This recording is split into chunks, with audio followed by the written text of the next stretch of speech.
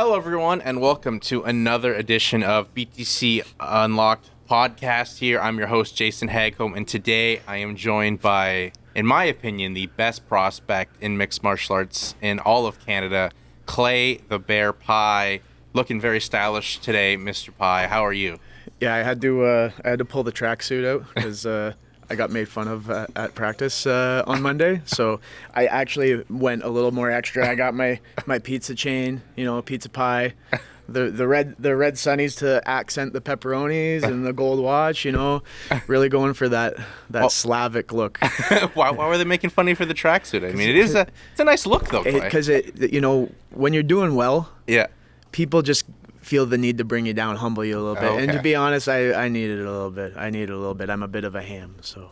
Hey, you know what? There's nothing wrong with being a bit of a ham. Yeah. I mean, Clay, obviously, you're coming off your first finish in the realm of mixed martial arts. Mm-hmm. Talk to us about the performance, because I ran into one of your teammates before, went out to the arena there in Oshawa. Aaron Jeffrey said, Clay's hands are looking really good, and then he lived up to that. Yeah.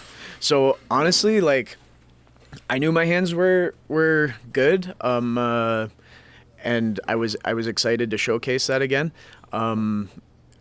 Even my last fight, most of the fight, I was just trying to throw hands. It was a little bit more brawler-esque than this time. I was waiting for my shots.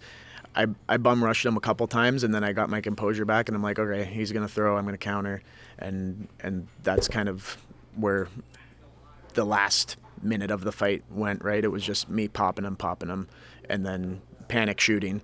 And that's a really good feeling for me, is even in my last fight against Phillips, for them to be trying to wrestle me, I'm like, that's confirms to me my hands are coming along. I have been getting better at kicking as well, and I was throwing a lot of high kicks, and I was doing head kicks and stuff. I didn't even do a body kick in that fight because I tore my groin a month out of into my camp, a month out from the fight, and it sucked because it was I just learned to kick. It was fuck, man. And now I'm having the weirdest feeling ever. I've never experienced this feeling, missing being able to kick, because I've never been able to kick. And my groin is it's better now, but I'm still taking it easy. Practice today, I was kind of babying it. I was just, seeing where my range is at. I think I'm good, but, cautious moving into the camp for this next fight. But yeah, the hands are coming along, and kicking too now. Kicking too now, yeah. It's like the baby genesis of you. You've had the base of the wrestling, but you learn to throw punches, and now you're learning to kick. You gotta learn to walk before you can run as growing up. Yeah, it's mixed martial arts. Right, it's not wrestle. And how long was that? How long was that for you to learn that transition? Because that's the one thing you always hear from wrestlers. It's I can throw punches and kick now. Yeah. So I mean, I've been at this for 2-3 years now, with the striking, and it's the same thing every fight. It's Clay's hands are getting a lot better. But they've been shit the whole time. They've not been good. My striking's not been good for most of my my amateur career, and then the last fight it was a little better. My first fight I was just punching to wrestle, and now I feel like I'm just taking whatever is available, which is a nice feeling. I don't have to rely on the wrestling, right? So it's been a process, loosening up a little bit. Wrestlers are generally very stiff, and I think honestly getting a little looser has been something that I've acquired through doing jiu-jitsu too. But my wrestling style is very press forward, a lot of physicality, and striking, you got to be a little bit more flowy, flow and crash kind of thing, right? So How is it like transitioning to the jiu-jitsu? I feel like just the wrestling background like makes that transition so much easier than someone starting day one. yeah.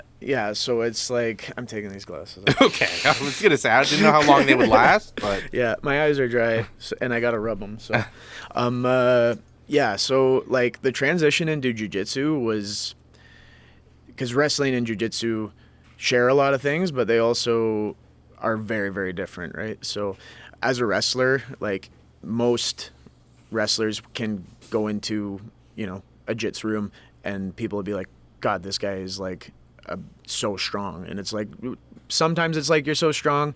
Most of the time it's just we have very good kinesthetic awareness and we know how to hold people down. That's the gist of wrestling. Like we have very good top control. yeah. The thing we don't have is submission defense or submissions. So it's like, Yeah. We're in one position and we're like, oh, this is great top control, but we're not thinking about, when we have good top control, we maybe have a limb extended that they can attack, right? We're using that to keep them down. So just becoming more conscious of where my limbs are and like, if I have to lift that up because they're attacking it, then I need to readjust so I can still keep that top pressure. But yeah, generally speaking, when I, started jiu-jitsu, I just would control people on the ground for a whole round until they attacked a submission, and then I would run away instead of like countering. But now I think I'm pretty good about where my body position is on top, and it's a lot harder for people to get up than it used to be, and it was already hard before. Submissions, I'm still struggling with a little bit, getting my submissions because I'm a stocky guy. Yeah.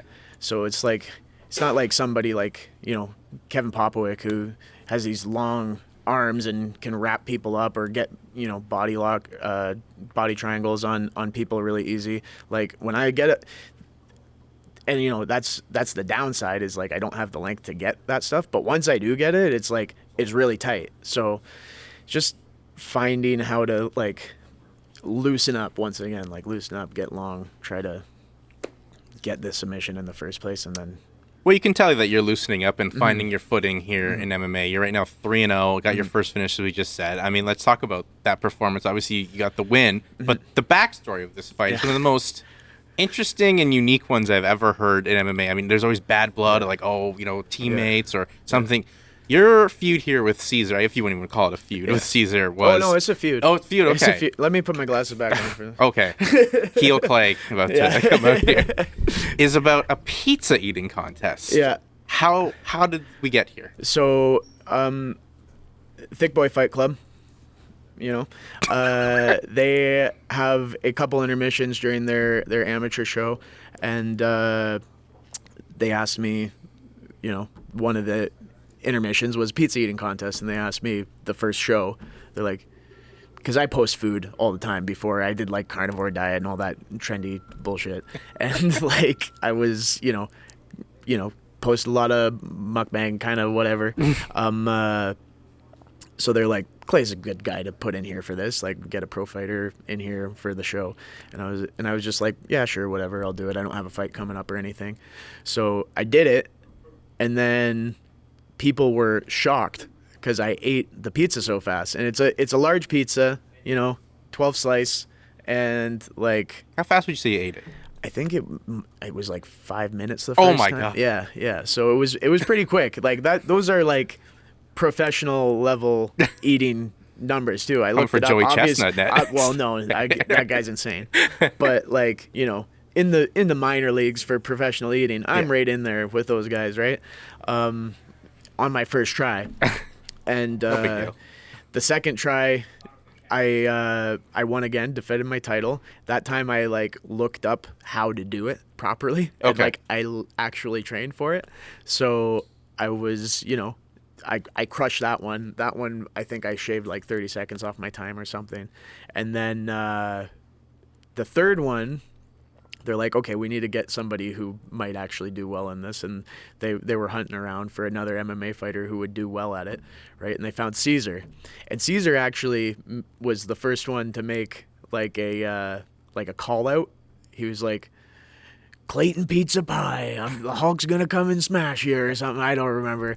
I started, and then as soon as he did that, I was like on it. I was like, okay, this guy wants to talk shit. Let's talk shit. So I started calling him Little Caesars and like Cringe Lord and stuff like this. Like I was gunning for him, and there's a couple other people, Alana and Keenan and Tanya, like a few other fighters that were involved that I would just, like talk shit about them before this pizza eating competition. I talked so much shit on the third competition.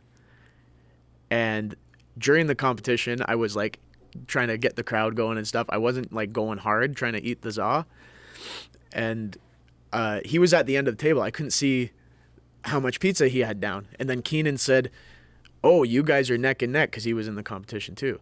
And then I looked over and I'm like, oh, fuck, I'm going to lose. And like, I know it's a pizza eating competition and it's silly, but I'm very competitive. And like, I wasn't humble pie in that moment. I was, pizza pie. I was being an asshole. and then like, when you even, the amateur show, you're under the lights, you still get like a bit of a rush, for competing. I know it sounds silly, but I'm just very competitive. So when I seen that, I was like devastated, because he was ahead of me by a little bit. And then he had like one slice left, and I was like, okay, I can beat him. I had like a bunch of little pieces of crust, and I was like putting them back. And then he just devoured this one slice, like one bite, because he seen me start to pick it up. Mm-hmm. And he was chewing, and I'm like, I can still get these little pieces of crust in before he's done chewing, I swear. And he's like chewing, and then they're like, he's done his pizza. And then I'm like waiting for the mouth check for him to be like, and like the pizza be gone. And I'm like, there's no way he could chew that whole thing or like swallow that whole thing all at once. And then he opens his mouth, and I have one piece of crust left, and I'm like, fuck. And I was actually upset. I was actually really mad, because I talked so much shit going into this. And then I was just like, man, I gotta fight this guy now. I really gotta fight this guy. Like, because I don't even like doing, like, it hurts. Like, I eat that pizza so fast, it hurts, and like I choke. And I did choke in that competition too. Like right at the start, I choked. I'm like, whatever, it's fine. And I just like put on a brave face, coughed it up a little bit, swallowed it again. But yeah, he was, so he won, and I started calling him out for like a fight immediately after that, like, kind of like putting little jabs at him. And I'm like, try to get on the unified card, because my fight fell through for one of the BTC cards. Mm-hmm. And then his fight fell through for the unified card. And I was like, well, look, man, we're both welterweights. Fight me. And then, him and his team talked about it, and he's like, oh, well, like, we need like a full camp for you, and blah, blah, blah, blah, blah. And I'm like, bro, you just had a full camp. Like, I just had a full camp. We're both ready. Let's fight. You're Little Caesars, hot and ready. Come on, let's go. And then, like, I did like a whole bunch subtle jabs on my Instagram story. I was like, went to Little Caesars, and they had a hot and ready pizza ready to go. And I was like, that's how you do it. You have to have it ready. If you're ready, then you deliver, right? So and then he did accept the fight after I talked all the shit, but it was too late. The card had already went in. The commission had already had their say in it, and we didn't have the fight. So I had actually kind of given up on that fight happening. And then there was another pizza eating competition on Thick Boy, fourth one, right? And I wasn't going to do it. I was like, I don't really care about this. And I was like going to be coaching some of our amateurs on that show. So I was like, I don't want to do this. I don't want to be like stuffed full of pizza trying to coach guys. No, right? that'd be So I awful. was like wiping sauce off my face, like, put your hands up. Like, Just so much indigestion. Yeah, so I was like, no way, I'm not doing it. Boyne's like, come on, man, think about it. And I'm like, no. And then like later that night, he's like, look, dude, I didn't want to tell you this, but we're going to use it as a promotion for you and Caesar to fight on BTC. And I'm like, I'm in. Let's go. And so I legit was not even really trying this time to eat the pizza. I'm like, I'll let him beat me, and then I'll make a big scene. And like, I already had it in my head, I'm going to slap this guy with a slice of pizza. But then they did like this screw job. Pro wrestler came in. He had one slice in his box. He ate it. And I'm like, this is best of both worlds because, one, I don't lose to Caesar again. Mm-hmm. Yeah. and two, I get to like make a big scene with the pro wrestler. So I get up, I slap him with the pizza. I do a big mat return. I wasn't sure. He just did like a pro wrestling thing, and I only know how to do like real wrestling moves. So I didn't want to like actually suplex him and fuck him up. Later I talked to him about it. He's like, oh yeah, you could have done that. I'm like, shit, I should have done that. But I just did like a nice mat return, and then like Caesar jumped in on it, and he like dropped a knee on his belly, and then I went back to the pizza box to get another slice, and then Caesar at this point thinks, oh yeah, me and Clay, we're buddies right now, we're teaming up beating this guy up. And I'm like, no fucking way, buddy, like you're getting some too. And I grab a slice and I just smack him with it, and then he grabs a slice, throws at me, I dodged it, and then the security comes in, starts pulling us apart because we're like demolishing the ring with pizza sauce, and there's still fights that need to go on. And like, I didn't even think of it. I was like so like in the heat of the moment. I'm like, we might just fight right now. And the security comes in, separates us, and it made some real good promotional material for the fight, obviously. And then after we came into the ring, and I'm like, you're not the king of shit, because that's the title you get when you win the pizza eating competition, Pizza King. Right? So I'm like, you're not the king of shit, and we're going to settle this in the octagon, and blah, blah, blah, blah, blah. And so, you know, Thick Boy Fight Club, you can be a thick boy, but you also have to be able to fight. So for me, like, I'm the Pizza King again, you know? I fight, and I'm thick, and that's the end of the story. So yeah, you seem like you're ready to get in behind the pizza brand. I mean, last name's Pie. Yeah. Pizza as a nickname's like perfect for you. Yeah, 100%. Is that kind of like the thing? You already have like the marketing strategy for yourself behind, where a lot of fighters that like never comes. Yeah. So like the thing was, take these off again now. We're not talking about the pizza stuff. So like I've had like a lot of nicknames. Like when I was wrestling, it was Juggernaut, just because it was like unstoppable force, like a lot of forward pressure and that sort of thing. So, and then when I started MMA, they started calling me Bear, because like I maul people, right? Like I wasn't great at striking, but I could get a hold of somebody and just like hold on to them, get my claws in, kind of thing, right? So they started calling me Bear.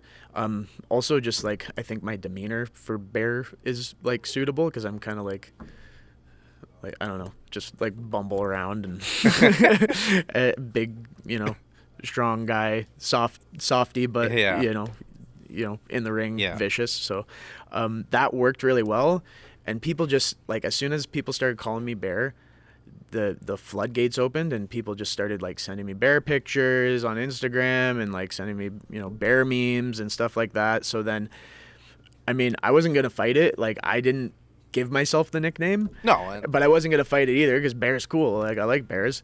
I didn't like love bears before I got the nickname, but now I do.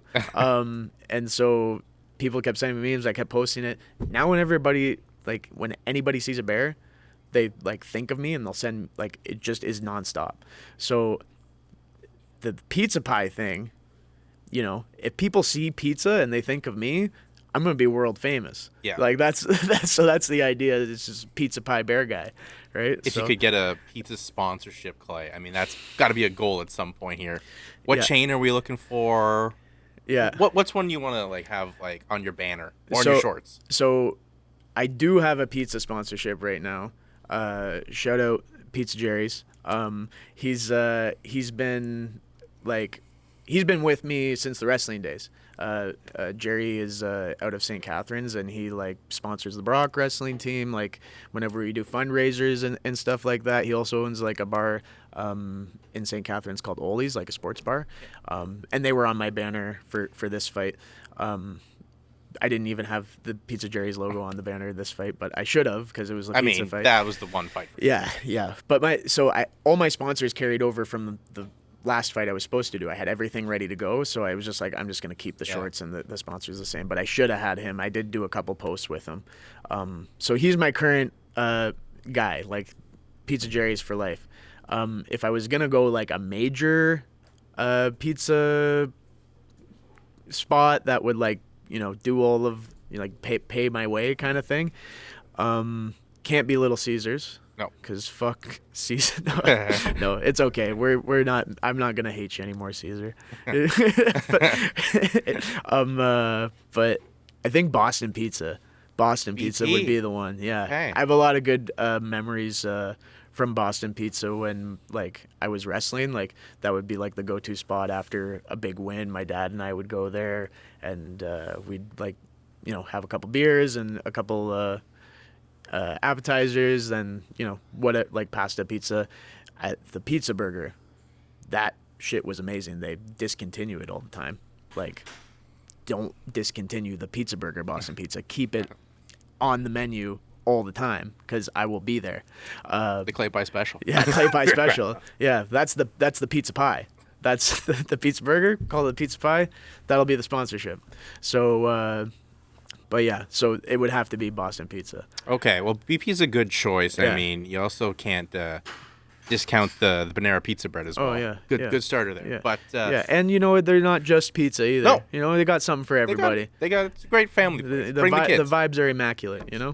Well, as you talked about there, it was a great place to go during your wrestling days. Let's talk about your wrestling days, Clay, because I think when you look at why you're such a hot prospect here, it's from your wrestling background. Yeah. And in the Canadian scene, you really don't see someone with the high level credentials that you bring to the table. It's like how did you even get into wrestling? Because it's such a niche sport.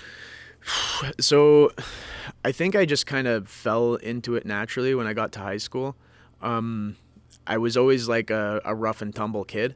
And I always wanted to do MMA. And like I'd gone to like a few free trial classes when I was younger, and like nothing significant. I did a little bit of boxing with Gordy Riddle in London, and like I had an older brother, used to beat the shit out of me all the time. So obviously Most origin stories for most MMA fighters, the older brother. The best base for MMA is an older brother kicks the shit out of you every day when you're a child.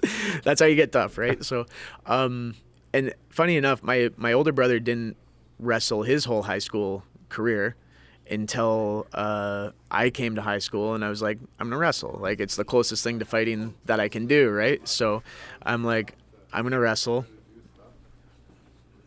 And then my brother was like, well, if he's wrestling, I'm wrestling. So then my brother comes in, and he's like doing amazing on the regional scene, like winning all the time, and I'm again getting my shit kicked in every tournament. And I remember, I think there's a video of it somewhere where we both medaled at one tournament, and he was like so proud of me, and like we were like super excited, and then but I didn't win often when I wrestled. I lost most of the time.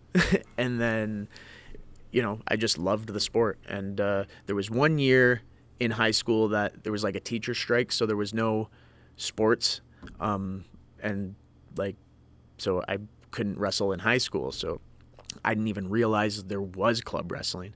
Like that's something that wrestling's not a huge sport in Canada especially, right? So I didn't even realize you could wrestle club. Like you have high school hockey and you have club hockey, right? So when I found that out, I started training with a guy named Clint Kingsbury, and he used to run the Harry Garris Wrestling Club out of London, where I'm originally from, like Stratford and Ingersoll. Stratford, I did most of my high school career, and then Ingersoll, I did 1 year. So I started training club, and that year I won my first provincials, like just because I had a club coach. Like they have more experience. Like Clint was on the national team, so. I started leveling up because I had good coaching, and I was already tough because I was getting my shit kicked in all the time. So I was super fit. Like I worked out all the time, but I just didn't have good technique. And then I was getting better technique. I made Canada Summer Games that year, came second. And then I was like, okay, well, now I can actually do something with this, where as before I was like, I'm going to wrestle in high school. It's going to be the best years of my life. Then I'm going to get a, factory job, and that's it. Find a wife, whatever. But so I didn't have good grades, so because I didn't care. And then like going to university became like something that I could do with wrestling, right? So I was like, oh shit, so I can actually do this.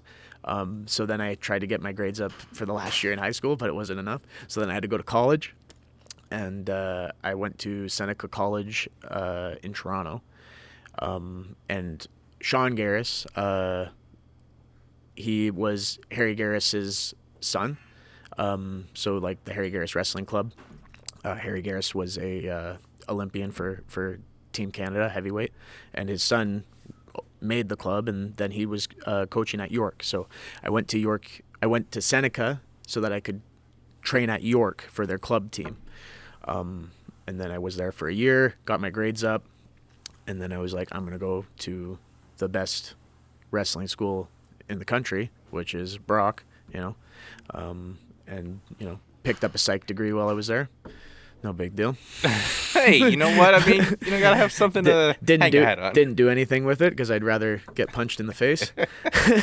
But that's for later in life. yeah, when I have no brain. Yeah.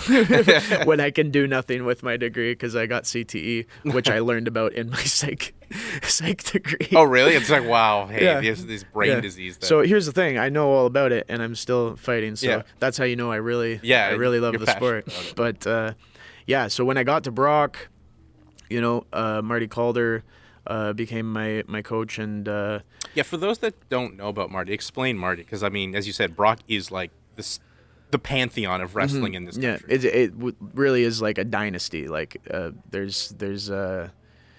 created such a legacy. I don't know how many national titles they have. I think too many to count. Like I remember when I first got there. I got on our U Sports team. At that time, it was called CIS. That was the last year that it was called CIS, and then that was jointly the men and women had won 5 times consecutively. So that was the first year that I was there. We won our team title. I broke my collarbone that year at OUA's. And in the final match, and then I just fought through it, won gold for OUAs, and then was able to continue on to CIS. And then the plan was to just like show up, weigh in, because you get points for your team just for showing up and weighing in, and then go to the first match, and then forfeit because I don't want to break my collarbone any worse than it is, right? Yeah. So, but then I was winning, so they kept me in. And then I won the next match, and then I lost a match, and then I had to wrestle for bronze. And then I won bronze. So I won my first national bronze medal with a broken collarbone, and everybody was like super hyped up about it. And it was like the other thing about the Brock team is like I became so invested in that team, and like it was like a family and stuff. So I was like ready to die for these guys. I'm like, I'll wrestle with a broken collarbone. I don't care. And then I put way more points on the board than I had expected. And then I think the next year after that, I got silver nationally for U Sports. Year after that, I got bronze again. And then the year after that was a tough year because I got stabbed in the chest, and I won't get into that. There's lots of stuff online about that. You can go. Oh no, but we definitely getting into that. Pull that up, Pat. pull up the stab. We definitely will talk about it. But I mean, you already had like your first year at Brock. You already got into that like wrestler mindset that everyone hears about. Like you won a medal at nationals with a broken freaking collarbone. Yeah. So I mean, I think there's something that like a lot of coaches will say, and I think Marty's said it before, like you can teach tough, but it's very hard to teach tough, right? So you can teach people technique, you can teach them, diet and like fitness and all that stuff, but it's very, very hard to teach tough. You just gotta be tough, or you have to get, again, your shit kicked in until you're tough enough to hang with these people, right? Another thing, like Aaron Jeffrey always says this. He says a quote. I don't know where he got it from, but it's not who's best, it's who's left. Yeah. Yeah. So that's kind of the mentality a lot of wrestlers have, just mental toughness, right? So, yeah. I think that kind of sums up the Brock wrestling program as a whole, because of the success they've had, both men and women, for so long. Because you think of youth sports, there's dominant programs like Laval at football, or now and Brock now they're Carleton at basketball. Like, they're one of the staples in one sport in this country, which is just remarkable. Yeah. Well, and that's the thing too, right? If you can take a dumbass like me and make them a national champion, that shows just how great of a coach Marty Calder is, and how great of a program that they have at Brock for wrestling. Yeah. You still spend some time there, Clay? I try to get out, but like I haven't been there as much as I should. Right, eating pizza. Yeah, I'm too busy with my moonlighting as a professional food eater and my MMA career. But as funny, like I actually have been busy with that, and I have a day job too, and So and also it's like, okay, I'm in fight camp, and then I have my fight camp, and it's like, okay, now I need some time off, and then it's like, oh, I'm injured. I was just gonna go and I feel like an idiot, because every time they're like, oh, you gonna come out? I'm like, yeah, maybe after this injury heals. And like, that's the thing. Like, it's still a very tough room. Yeah. And I don't want to go in there injured and get my ass kicked by a bunch of young studs at the Brock Wrestling Room. I still want to look tough in there. You know what I mean? So. I see what you're saying. Is there anyone that we should be looking out for that can, obviously have success at the provincial and the national level, but could maybe make a transition kind of like you to mixed martial arts? Right now, I don't think there's a lot of wrestlers on the Brock team with ambitions to make the transition to MMA. Ooh, actually, you know what? Hannah Taylor just got back from the Olympics. I think I seen some boxing gloves on her story a little while ago, and then I was talking to her, I don't know, a few weeks ago, and she said, oh yeah, the WWE got a hold of me, and I'm like, send them my pizza eating shit, because like I would make a good heel. I could yeah, so they also have those trials too. Like they're looking for athletes like that. Yeah, all the time. They want somebody with like a legit athletic background, right? They don't just want actors and stuff. But that's the thing. They'll teach you to act, and like you don't have to be a terrific actor to be in the WWE. You know what I mean? You just got to be.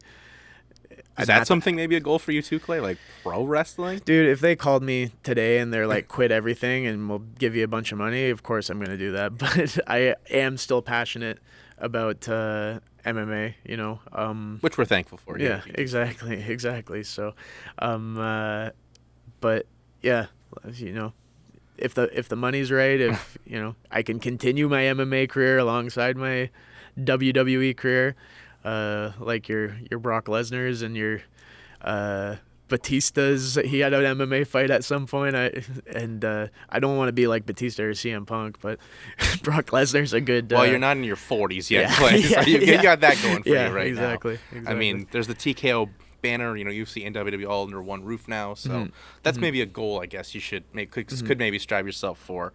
But you did touch on, obviously, when you were at Brock, having the success you had. You ended up getting stabbed. This is one of the most insane stories. Obviously, getting stabbed is never good. No. And you nearly, could have lost your life. Yeah. It was like a millimeter inches away from a key artery, I believe. Yeah. So when they did the ultrasound, they couldn't really distinguish that it didn't cut my subclavian artery. So. But what happened here? How does this happen? Yeah, so I won't get too specific with it, but basically I was trying to protect somebody, and that person was not in their right mind, either the person I was trying to protect or the person that I was protecting them from. And the person I was protecting ended up turning on me and stabbed me in the chest. So I had a lot of good friends there, and they helped me get through it. And it was like this.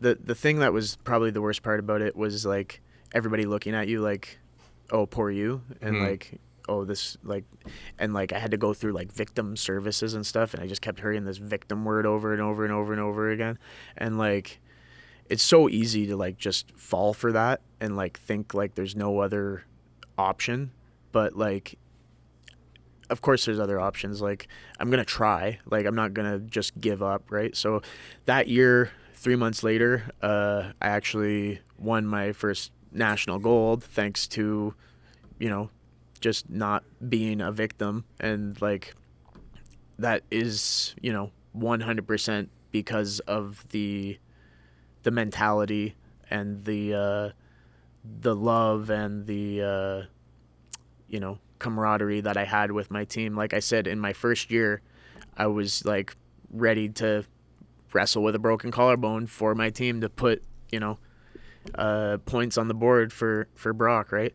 And like that was my family, so I didn't want them to look at me and see a victim. I wanted them to look at me and see a hero. And I think that year I accomplished that. I think definitely. Yeah, I think hero is a definite good word for it. Yeah. So, and then, yeah, that following year was Olympic trials. So I won the Canadian Olympic trials. Fell short at the qualifier to actually go to the Olympics, but I got a lot of international experience with Team Canada, and like I seen what was out there, and there are some absolute studs internationally. Wrestled against Olympians, wrestled against like world champions, like gold medalists and Olympic gold medalists, and I didn't look like I didn't belong in there. So I was okay with letting go of my Olympic aspirations, because honestly I never even really had Olympic aspirations myself. Like I just told you, in high school I was like fine with just having a good high school career and having fun, and then things just kept snowballing, and then I was like, then my goal was like, I just want to make the national team, and then I made the national team, and they're like, Olympics is there, and I'm like, I'll try. Like but like competing against guys who went to the Olympics and beating guys who went to the Olympics throughout my international experience, and losing to the gold medalists and stuff, like I didn't want to like invest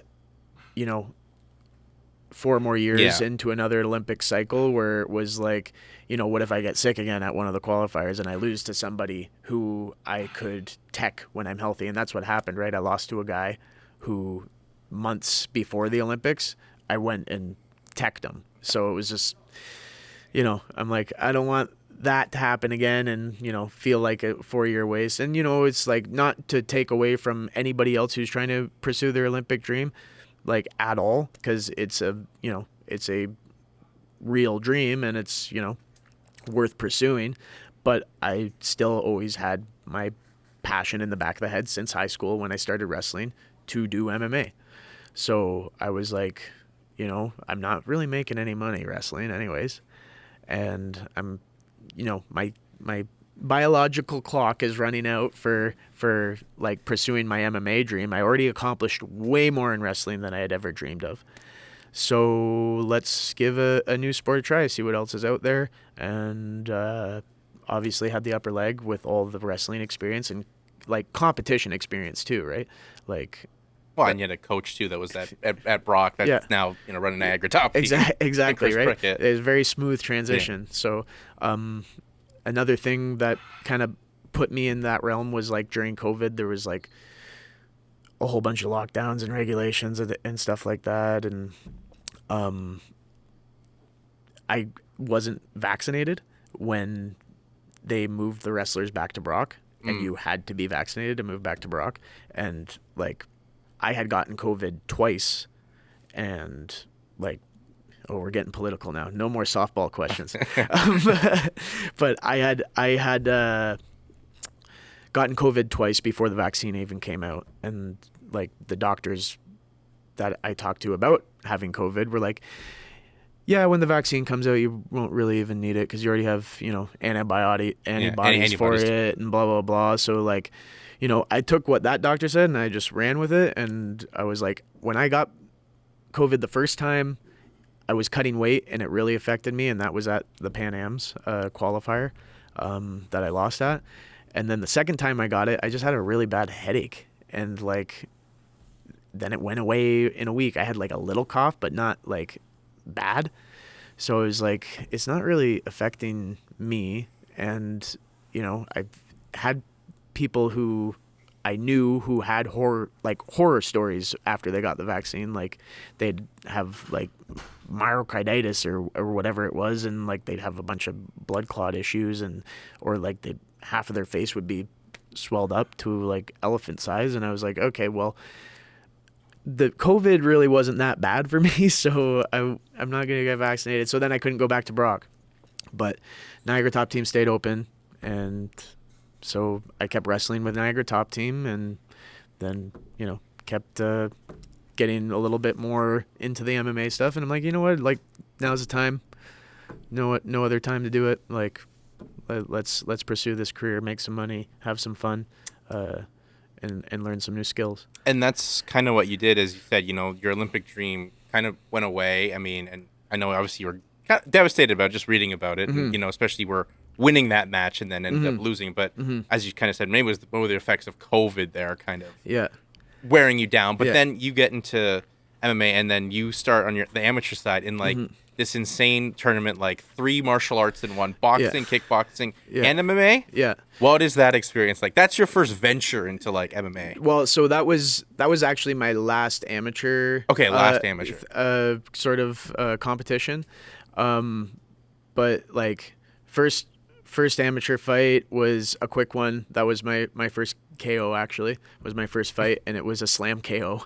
I'm pretty sure I rocked him on the feet at one point. It is listed on Tapology as slam. It's listed as Slam round 1. Yeah. So I definitely wobbled him with like an overhand cross. I was like basing all of my my fighting style at the time on like the Khabib fake shot overhand. So that's kind of all I was doing the whole time. And then I caught him with one of them, and then I like took him down, big slam. And then I started punching him, and he was like kind of limp. So then I got pulled off right away, and then that was my first fight. And Well, what's that experience like for you too?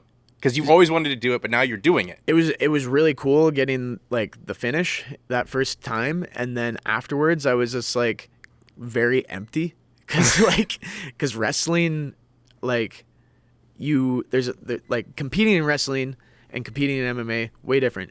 Wrestling, you have multiple matches. It's the same in jiu-jitsu, right? And like even like some boxing and kickboxing places where you go, you'll have multiple fights that day.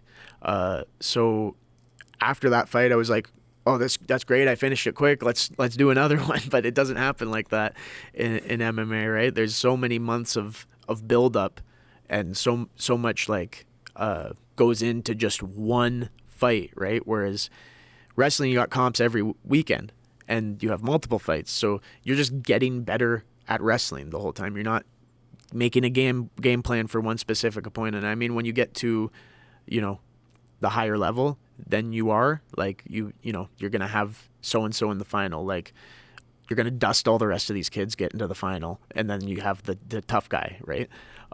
So you plan a little bit, but like, yeah, I was just like, really, that's it. Like, I don't get another one after this.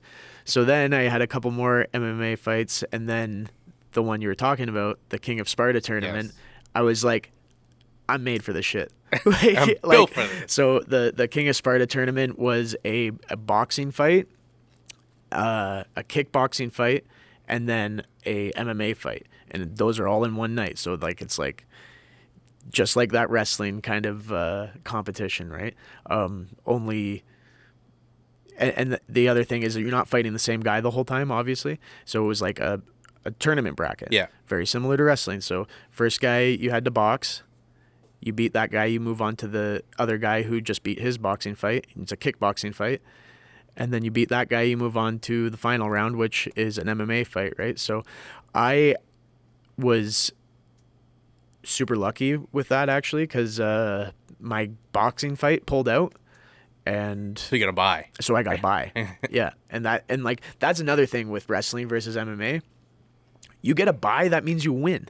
Right? Like it's kind of silly, but you go into the center of the ring, the ref raises your hand, and then you leave, you get ready for your next match. That never happens in MMA either. If that happened in MMA, I'd be like, 6-0 by now. I've had so many fights fall through for like my amateur and my professional career. I think, and it sucks that way. I kind of miss that about wrestling. At the time, I was like, this is stupid. Like, but for somebody to go through a whole camp and then all of a sudden, like, the fight's pulled, and then you get no recognition for one, making it through that camp. Like, you made it through a camp, you didn't get injured, you leveled up so many times, and now there's no gold at the end of the rainbow, right? You could show up to a jiu-jitsu tournament, train for the jiu-jitsu tournament. There's like one guy in your bracket, and then you lose to them. They still give you a medal, right? And as stupid as it is, you basically just got a medal for showing up. You still showed up, right? Yeah. You still worked hard. You worked towards this competition. You deserve some recognition, right?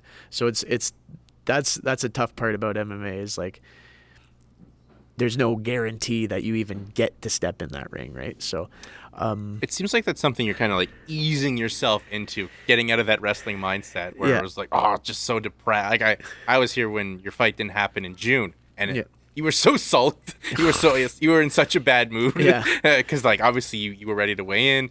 Your opponent couldn't get here for visa issues, and then you showed up and weighed in, but it was like, okay, nice clap. Yeah. Well, that's why I did that. That's why I did that. I'm like, I'm getting a little recognition. Like, I did this camp. I'm ready to fight. Like, give me some fucking props here, guys. Like, I did it, right?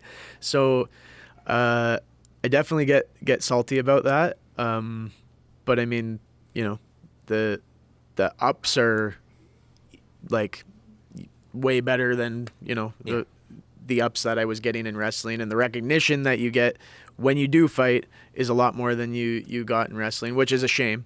There should be a lot more recognition and a lot more fans in Canada for wrestling, especially when we have our next door neighbor, the United States, put so much emphasis on wrestling. Like they promote their athletes, they pay their athletes, right? But here, that's something Canada desperately needs.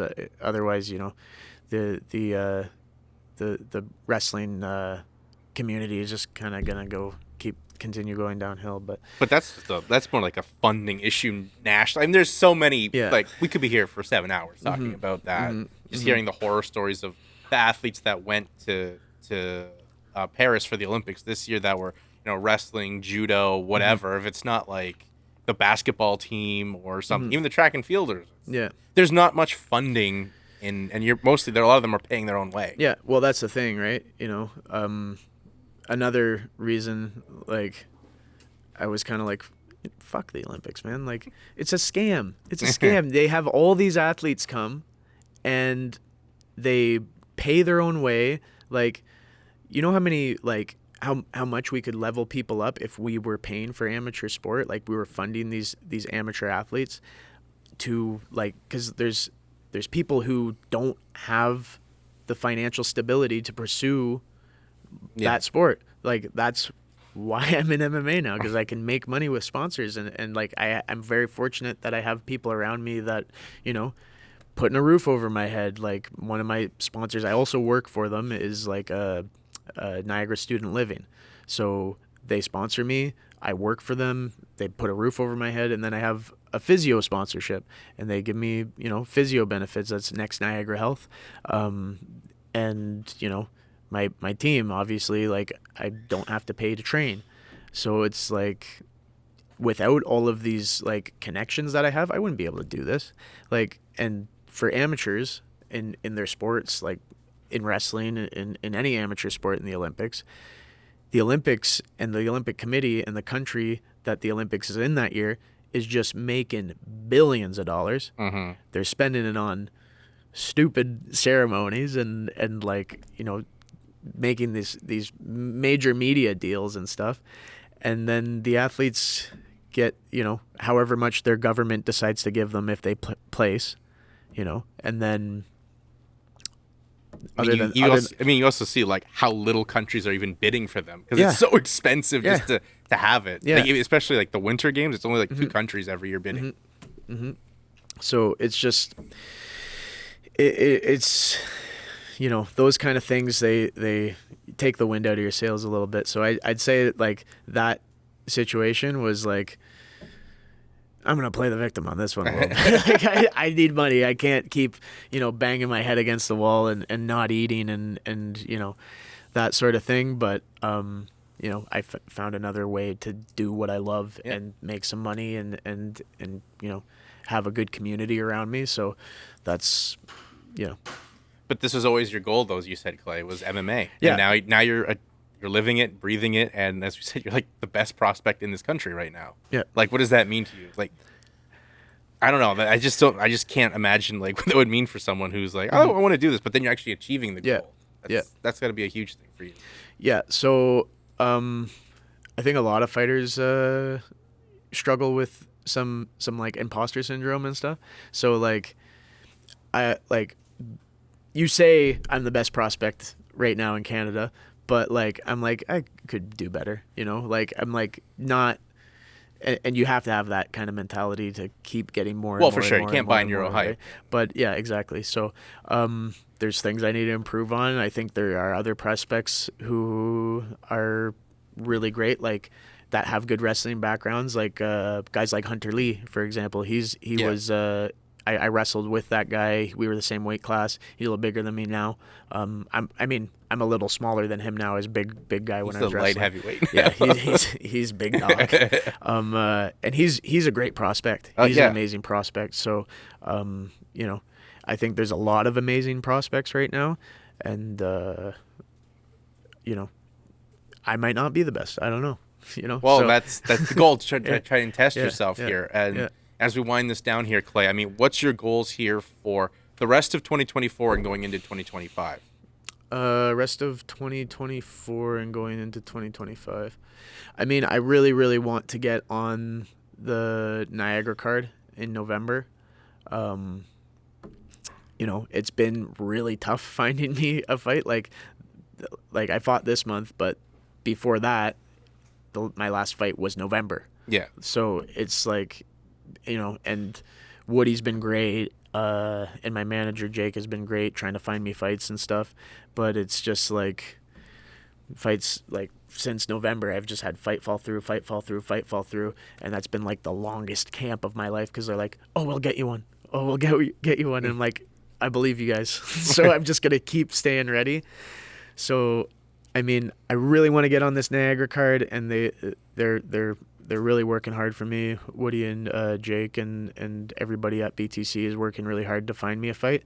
And like, if there's anybody out there who wants to throw down, let me know. We can make it happen. And yeah, so that's probably my main goal for the rest of 2024. 2025, more fights. Just trying to get that experience in here. Yeah, exactly. And obviously, promoting myself as a fighter and playing that game as well. Get everybody seeing pizza and thinking of me, and seeing bears and thinking of me. That's gonna be a big part of it too. And I enjoy that too. Like most of my media stuff, I get like video and photos from people like Pat and but I do like a lot of my own edits and that kind of stuff, and I really enjoy that. That's something like, oh, you're in the lab, Clay. Oh yeah. You're cutting some of that footage yeah So I do like little like I had a really funny like Wolverine and Deadpool edit not too long ago, and it was like I seen a clip from Wolverine and Deadpool, and it was like he's like Deadpool's talking to Wolverine. He's like, okay, take him down, side control, then mount, and then ground and pound. It makes no sound because he's dead. So I was like, immediately open up CapCut, start like editing that little monologue that he has in with like footage of me doing exactly what he's saying, like shoot the double, take him down, side control, ground and pound. And I was like, this is awesome.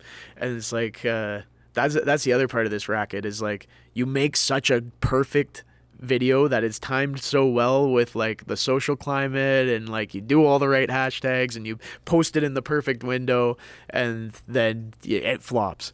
And then you have some stupid one that you make with like Mario sound effects in the background, and that one goes viral. Yeah. Like, so I mean, that is something I am like enjoying and working on, is like the social media side of it, and trying to get more fans and bring in more ticket sales to BTC.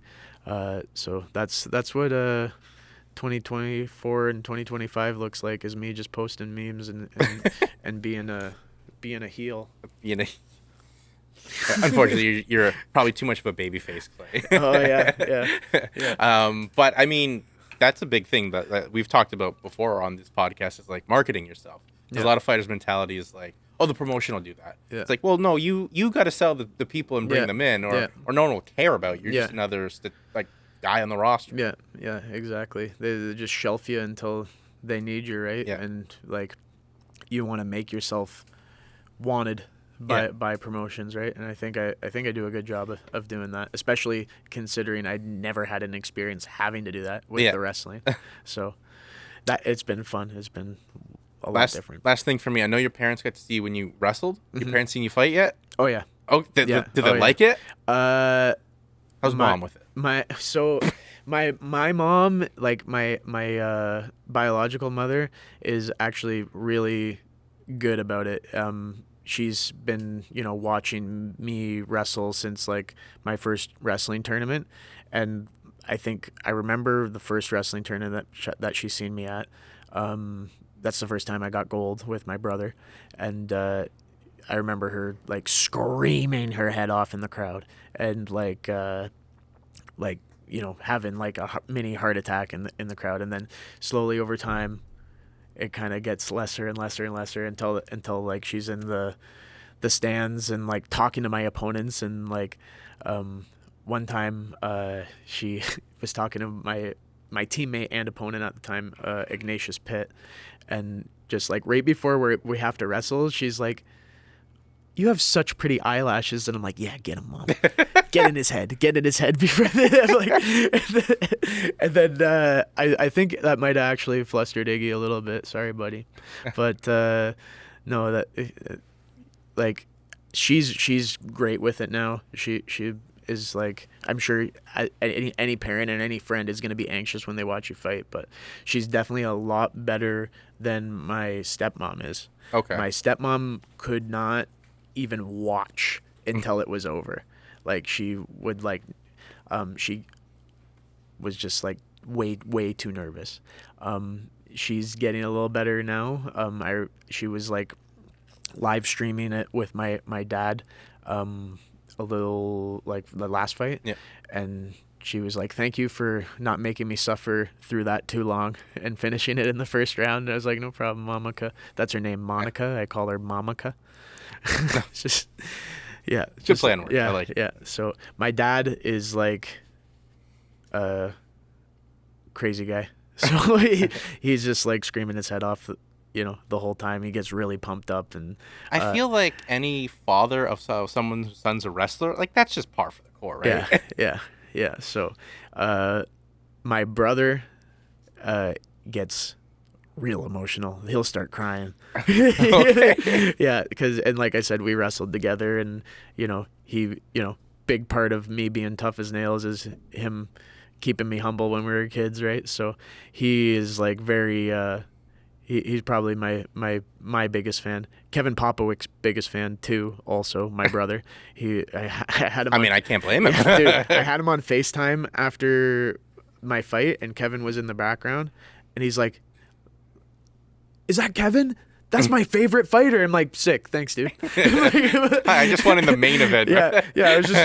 I just headlined this shit, but like, whatever. Go talk to your favorite fighter, Kevin. He's like, yeah, I like that guy. He cusses a lot. And I'm like, all right, bro. He does cuss He does cuss a lot. Yeah.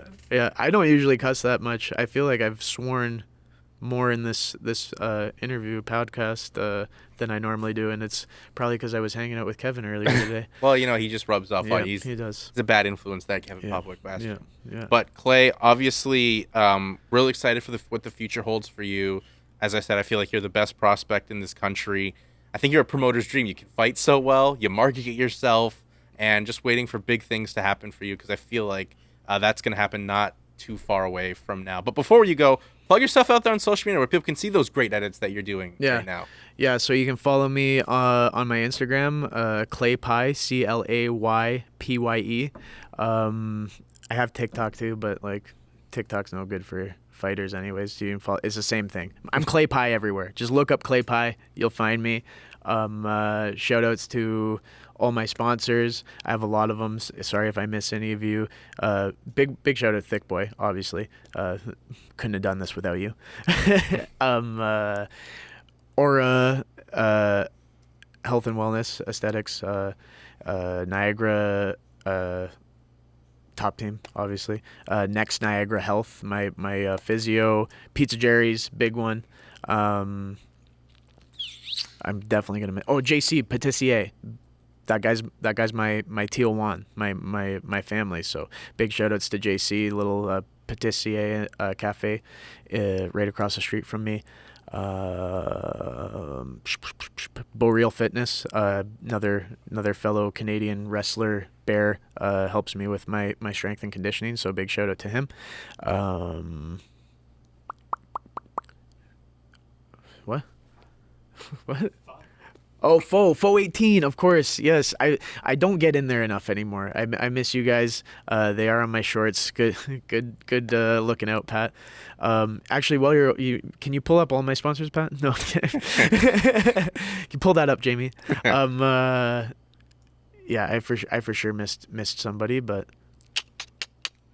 yeah, thanks to all those guys. Impact Promotions. There we go. Well, Clay, a pleasure to chat with you. Hope to get to talk to you again, and can't wait to see you fight. Hopefully everything works out where you get to be on BTC 26 in Niagara, which obviously a very important region for you in November. Yeah, thank you.